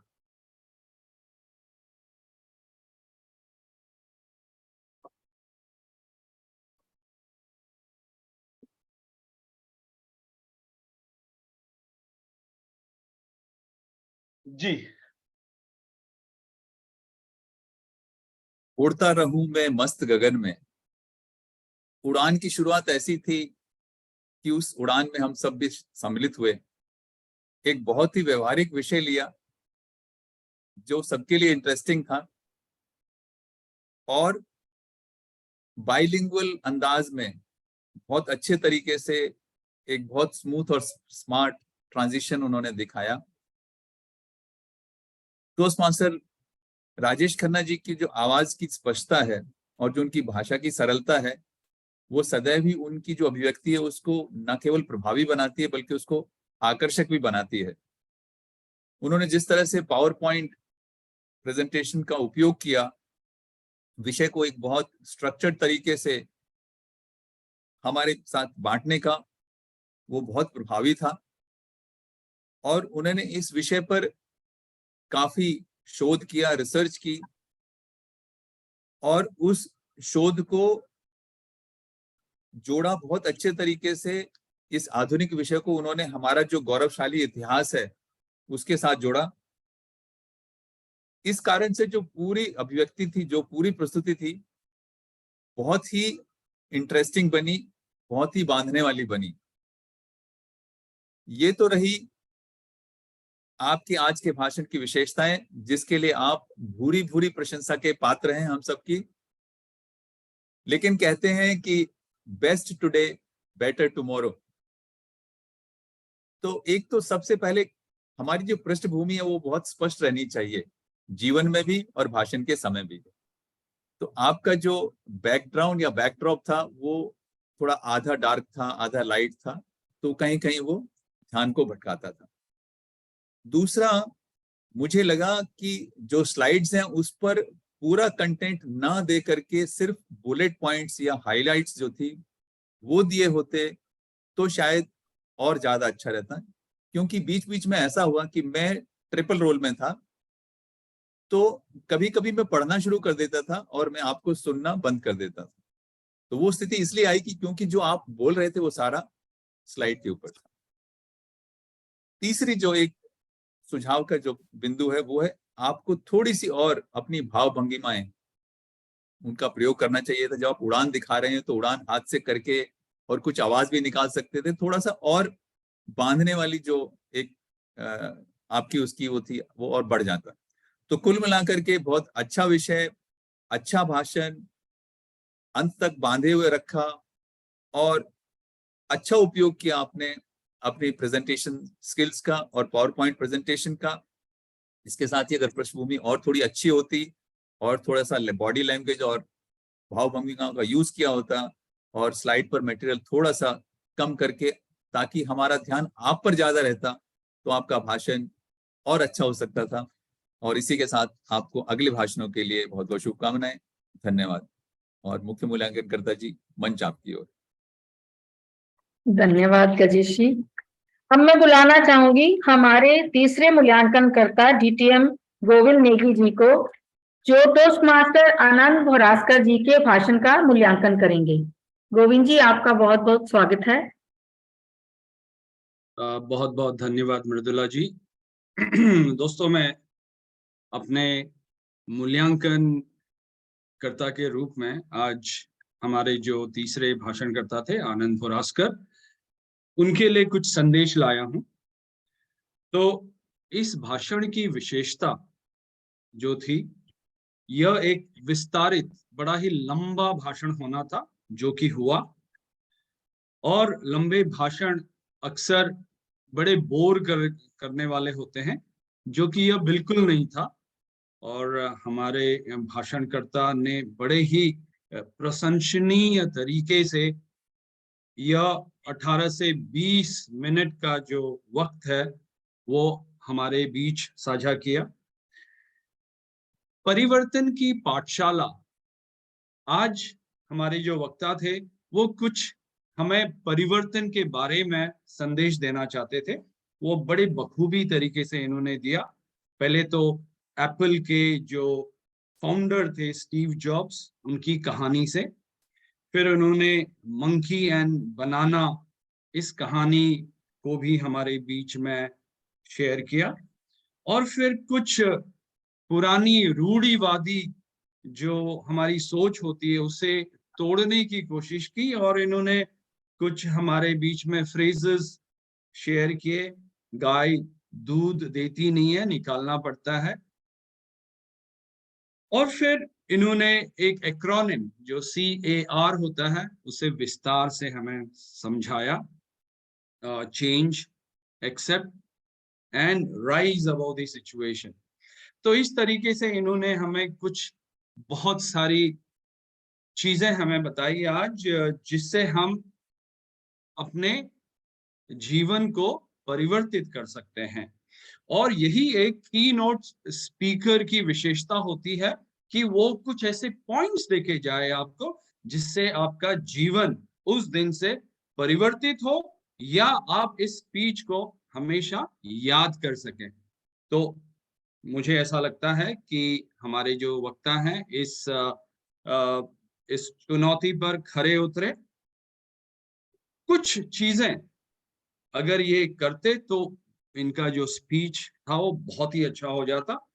जैसे ये कह रहे हैं कि मैं चेंज की पाठशाला है आज की, तो इसलिए मैं खड़े होकर नहीं बैठ कर करूंगा। लेकिन आनंद जी, अगर यदि आप कोई की नोट स्पीकर हो तो मेरे ख्याल से बैठ के वो ठीक नहीं रहेगा, क्योंकि आपको खड़ा होना जरूरी है। एक बड़ा स्टेज आपको मिलेगा, क्योंकि आपको hand gesture, body language, vocal variety की जो चीजें हैं वो खड़े होकर ही ज्यादा अच्छे से आप दे सकते हो। और मुझे कहीं लगा कि यदि आप अपने इस की नोट स्पीच में अपनी विश्वसनीयता और अनुभव भी अगर डाल देते कि कहां पर आपने ये ऐसे, आप विशेषज्ञ तो बन गए लेकिन आपको क्या अनुभव हुआ, क्या संदेश देना चाहते हो आप अपने अनुभव से, अगर ये दे देते तो ये स्पीच नेक्स्ट लेवल में पहुंच जाती। अन्यथा यह स्पीच बहुत अच्छी थी। और मुझे आपका जो अंतिम संदेश, जो फाइनल पंच कहते हैं, जिसे जिंदगी का लुत्फ उठाने के लिए परिवर्तन को अपनाना पड़ता है, और यदि आप अपनाओ तो आप मुकद्दर के बादशाह बन जाते हो, बहुत अच्छा लगा। तो आगे के स्पीचेस के लिए शुभकामनाएं। Over to you general evaluator.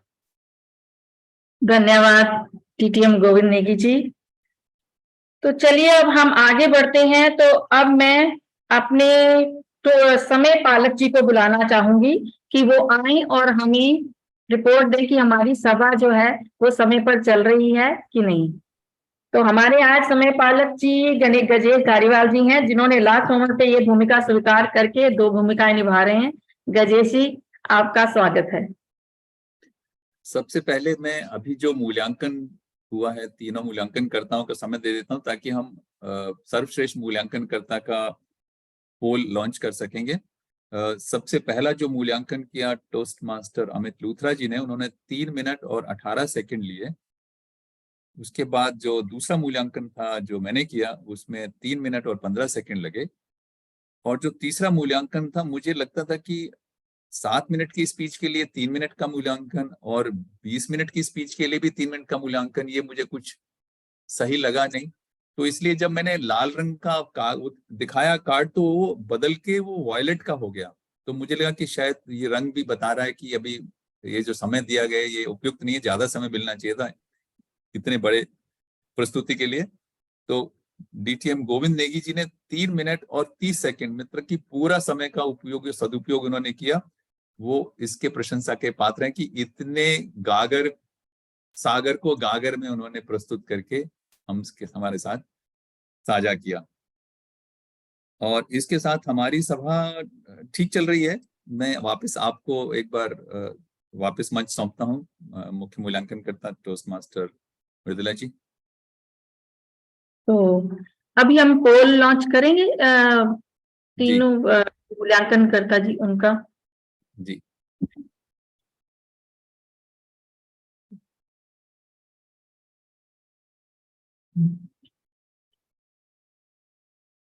तो हमारी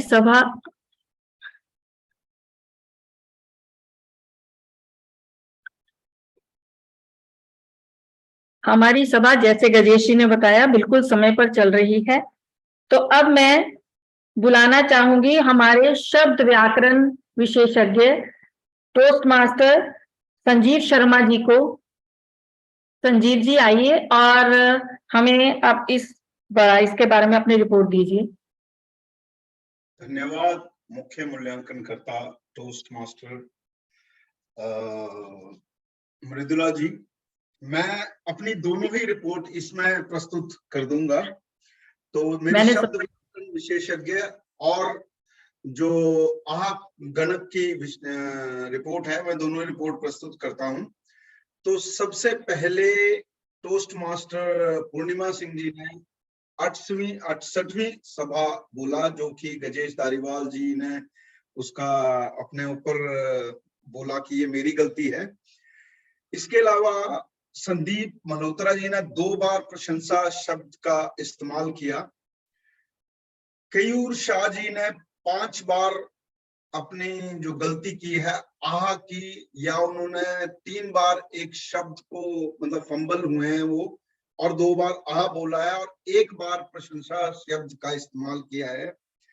टोस्ट मास्टर गजेश जी ने 3 बार आह का इस्तेमाल किया और 2 बार प्रशंसा शब्द का इस्तेमाल किया।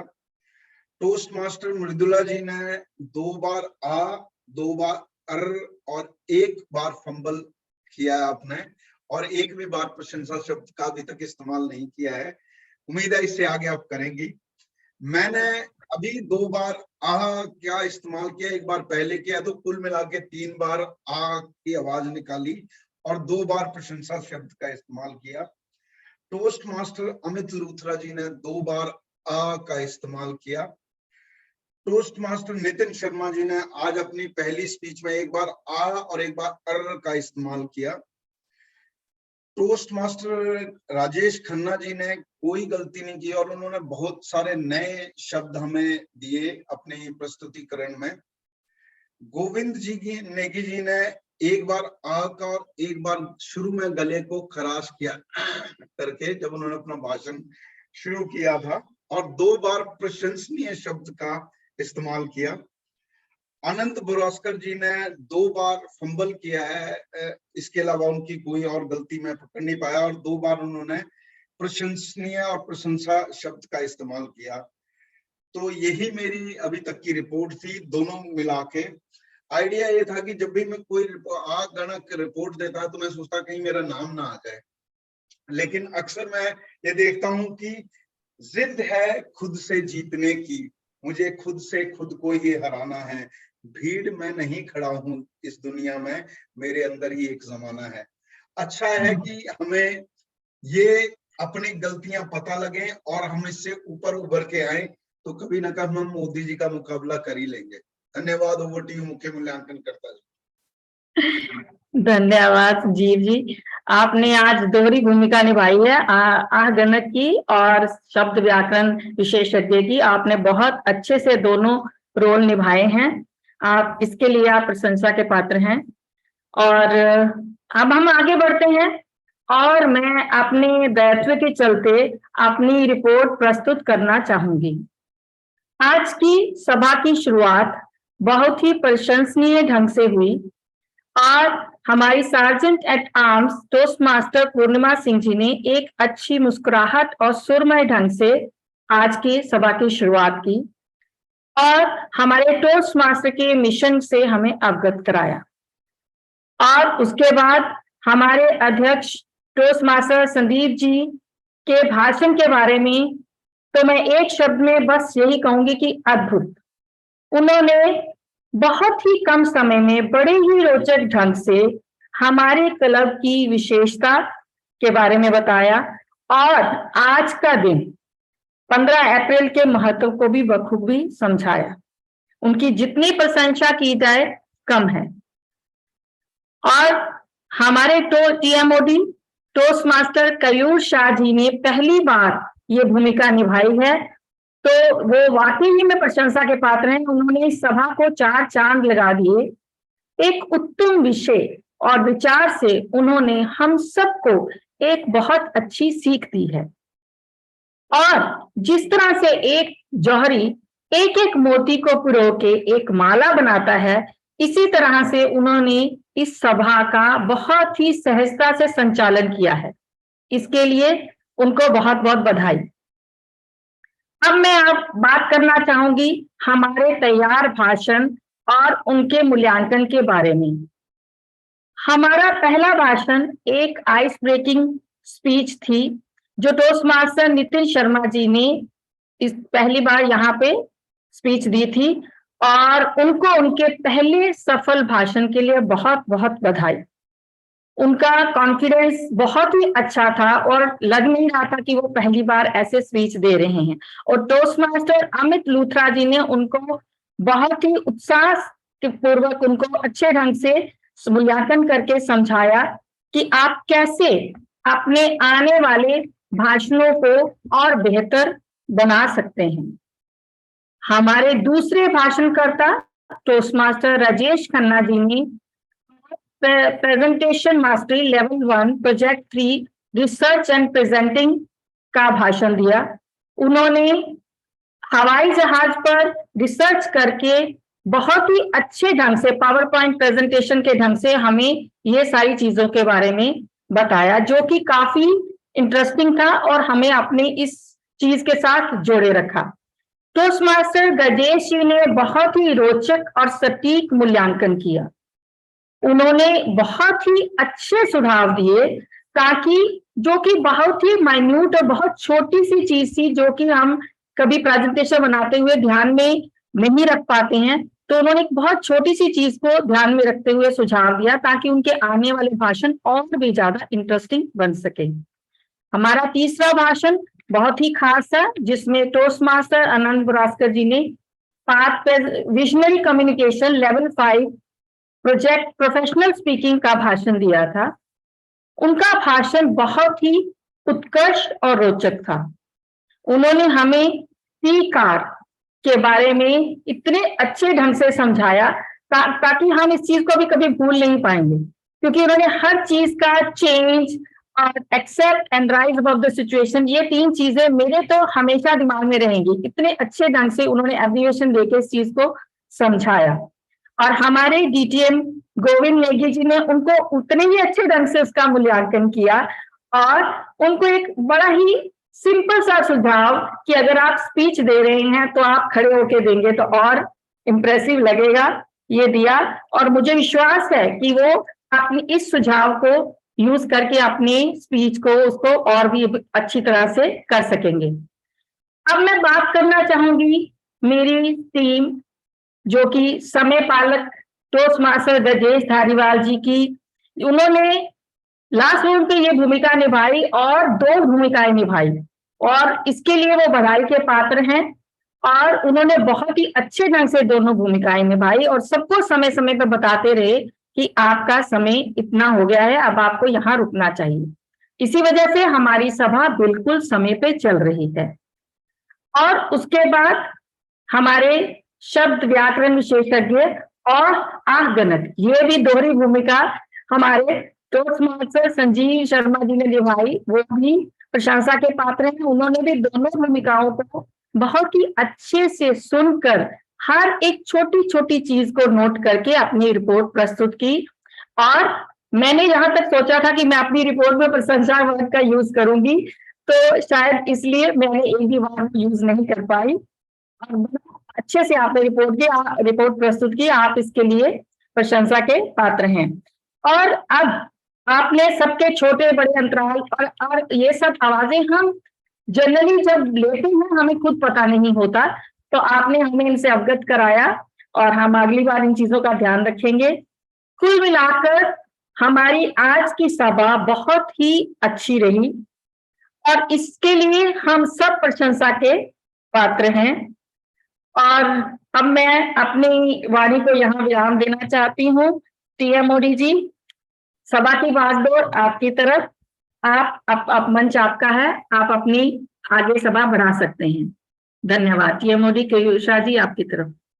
खूब खूब धन्यवाद टीएम मृदुला शर्मा जी को। आपने बहुत ही सचोट और डिटेल मूल्यांकन किया है, इसके लिए आपको बहुत ही बधाई है। अब हम सभा को आगे समापन की तरफ लेके जाते हैं। केयूर जी एक मिनट माफी चाहूंगा, मैं सर्वश्रेष्ठ भूमिकाकर्ता का पोल लॉन्च कर रहा हूँ।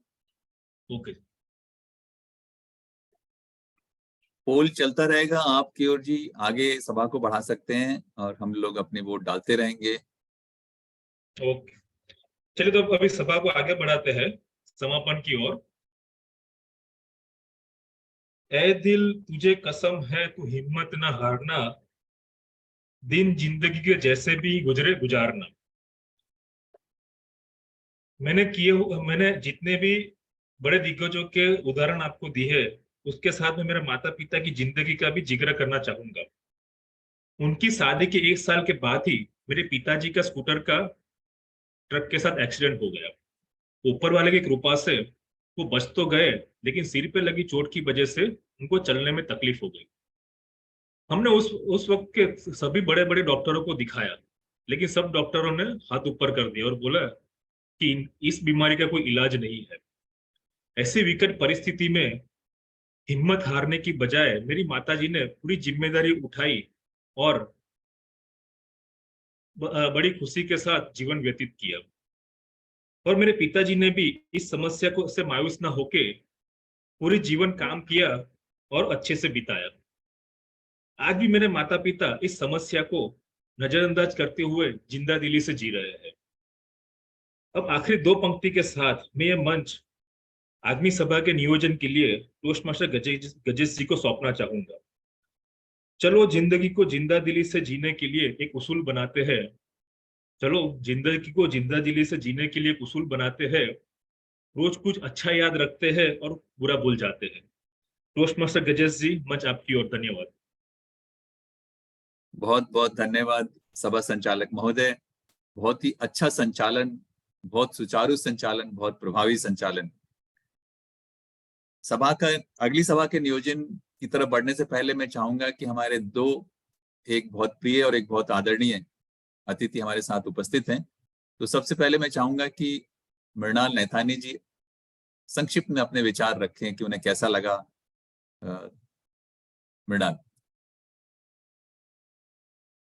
धन्यवाद गजेश जी, और धन्यवाद आप सभी का मुझे इस सेशन में आमंत्रित करने के लिए। और मुझे बहुत आनंद हुआ आप सभी के साथ सबकी स्पीचेस सुन के बहुत कुछ सीखने को मिला, और उसके लिए मैं आपका बहुत ही आभारी हूँ। हिंदी भी बड़े समय बाद इतनी शुद्ध हिंदी का सुनने का अवसर मिला मुझे, तो इसके लिए भी बहुत बहुत धन्यवाद। और आप सभी की प्रशंसा करना चाहूंगा मैं इसी बात पे, तो धन्यवाद। बहुत बहुत धन्यवाद आपकी बेबाक राय का और हमारी सभा की प्रशंसा के लिए। और यहाँ मैं चाहूंगा कि श्रीमती चंद्र लूथरा जी, आंटी, अगर आप कोई आशीर्वाद वचन के रूप में कुछ कहना चाहें, अपनी बात रखना चाहें, तो आपका स्वागत है।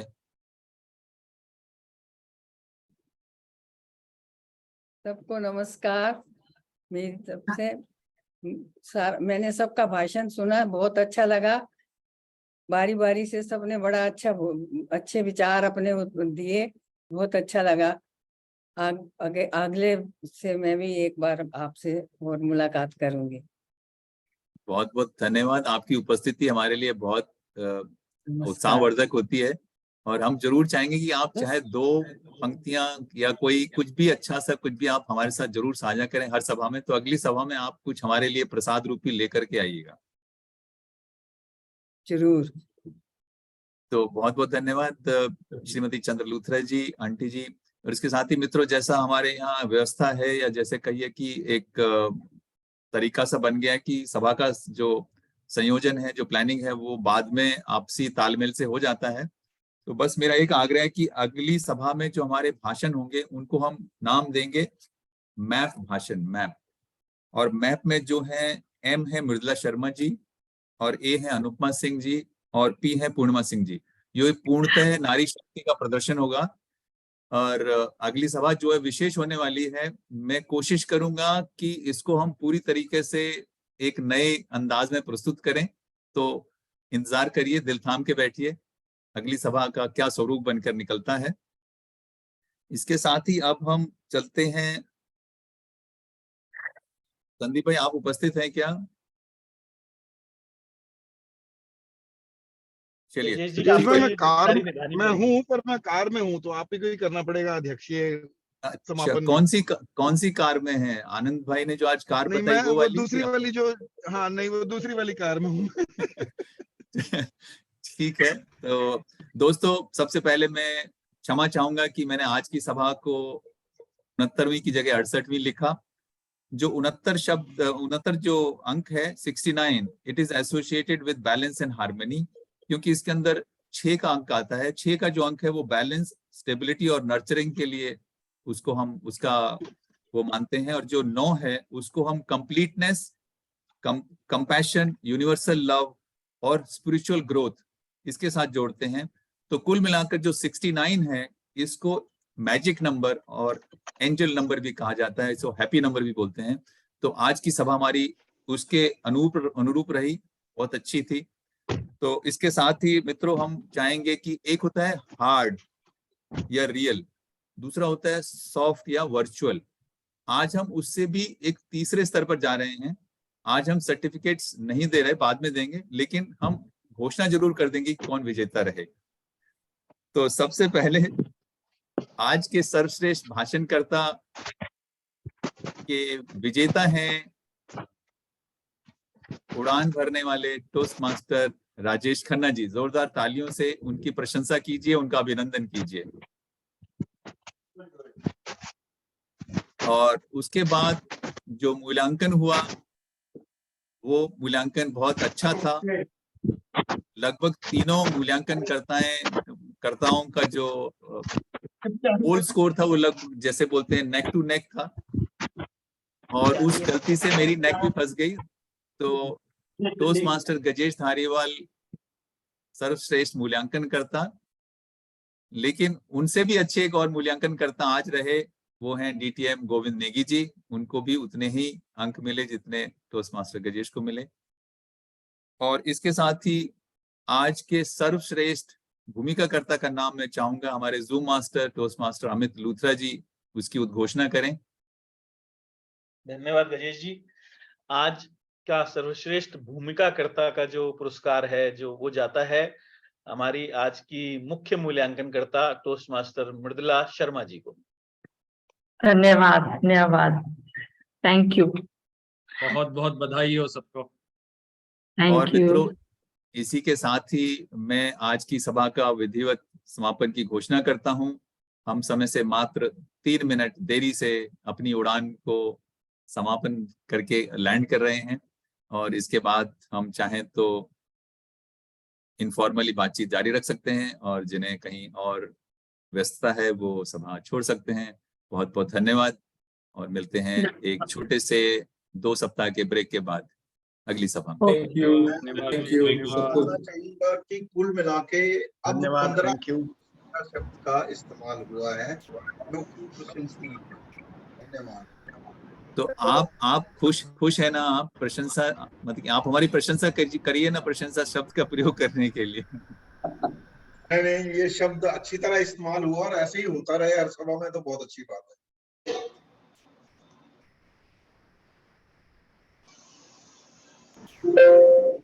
ठीक है जी, सभी को नमस्कार, चलिए जी। बहुत बहुत धन्यवाद।